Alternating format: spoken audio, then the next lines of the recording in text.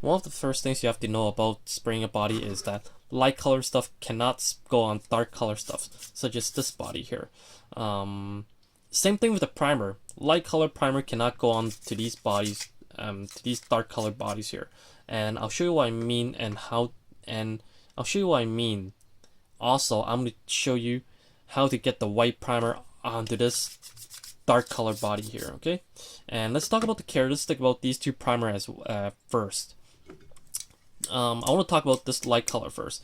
It's actually quite simple. The light color, the light gray is actually evolution of the normal gray color primer.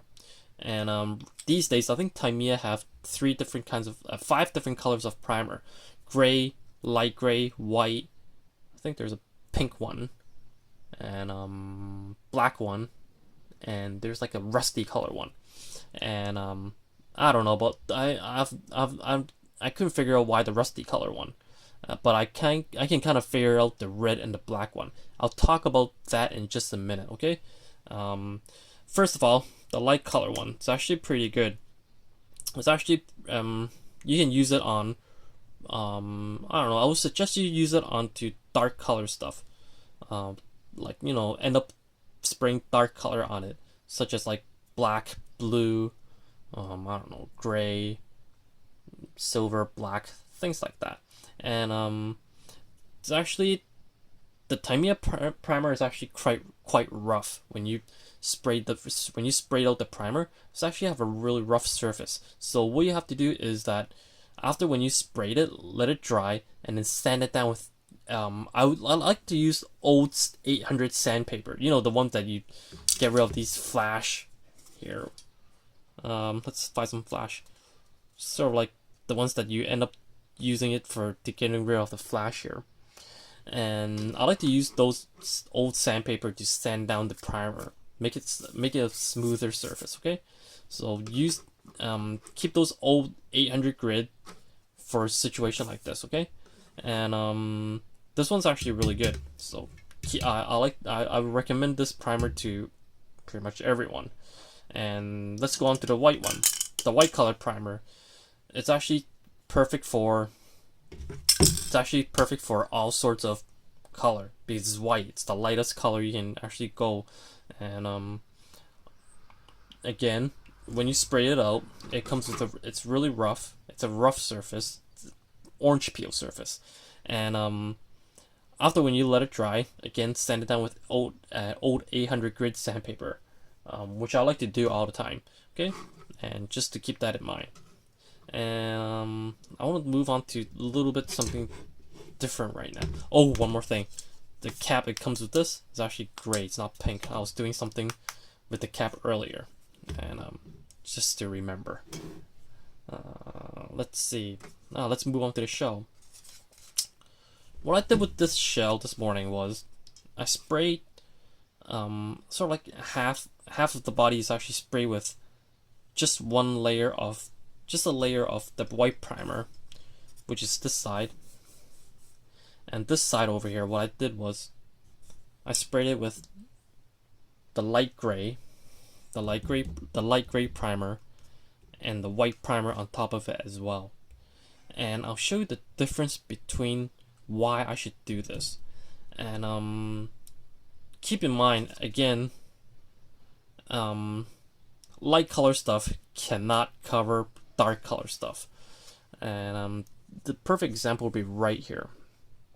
I don't know if I can get this into focus. Here, this is one of the best example right here. This edge here, you can pretty much tell from right off the bat that the white primer cannot cover the dark colored body up. And this is the result of it after spraying yellow onto it. This is the result. Okay, sort of like give you guys an idea. Same thing with the bumper right here. Let's get this in focus.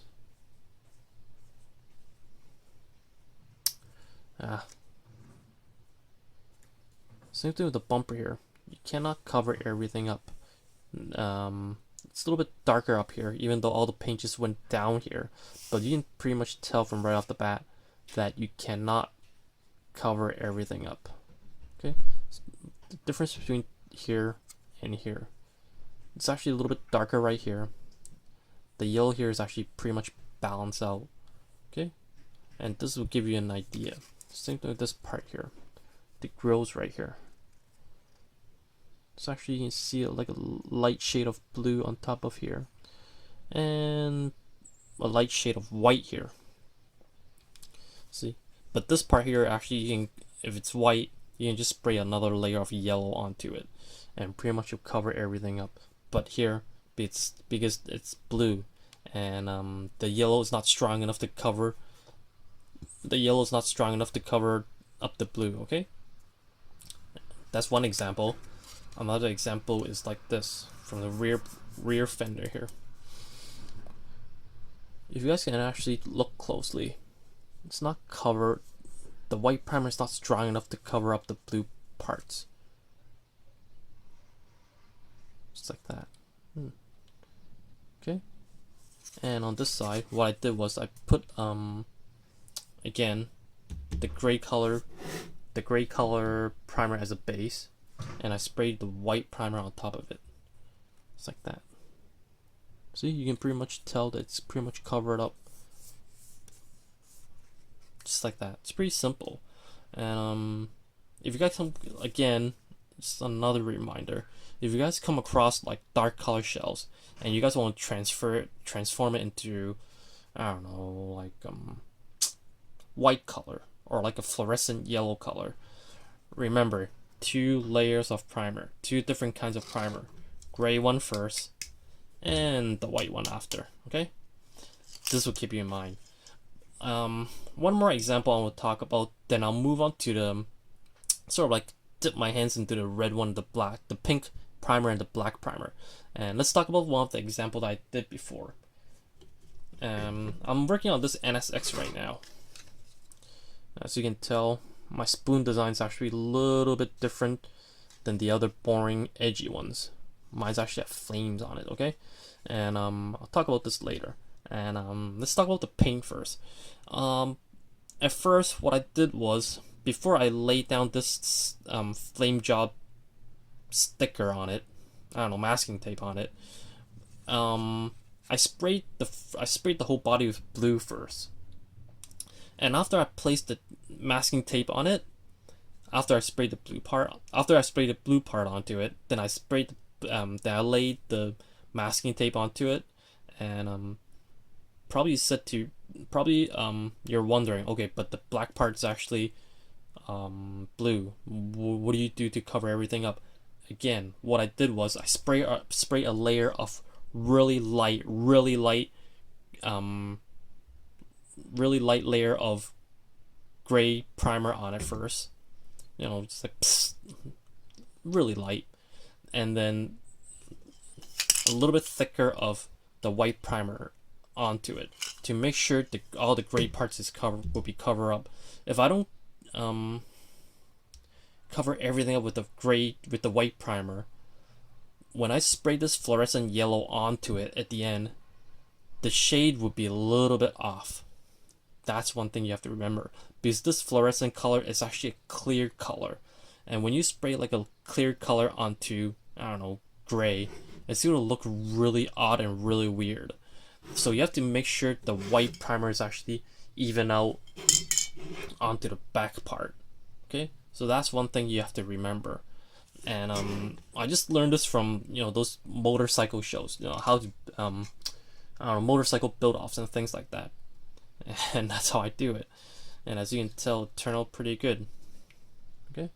Later on the other shows, on the other videos, sorry, and I'm gonna talk about some of my builds and what came to my the inspiration I get and what did I do and how the decals are made or where did I find them, and I'm gonna talk about my builds as well. Okay, and let's put this aside. I want to kind of talk about the black primer and the red primer, well, the pink primer. And I'll use this as an example for the black primer. I don't have the black primer, I didn't buy it.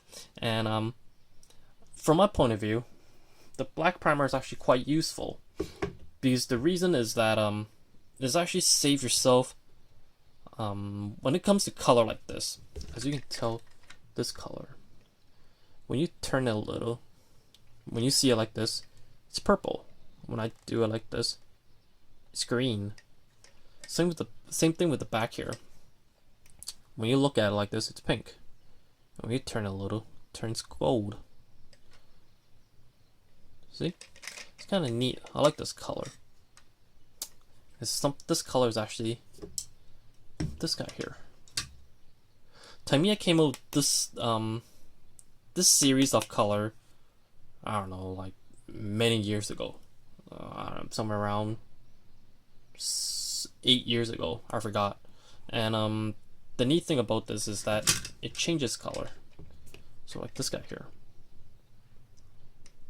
Ah, see? It's kind of cool, huh? It came with 3 different kinds of colors.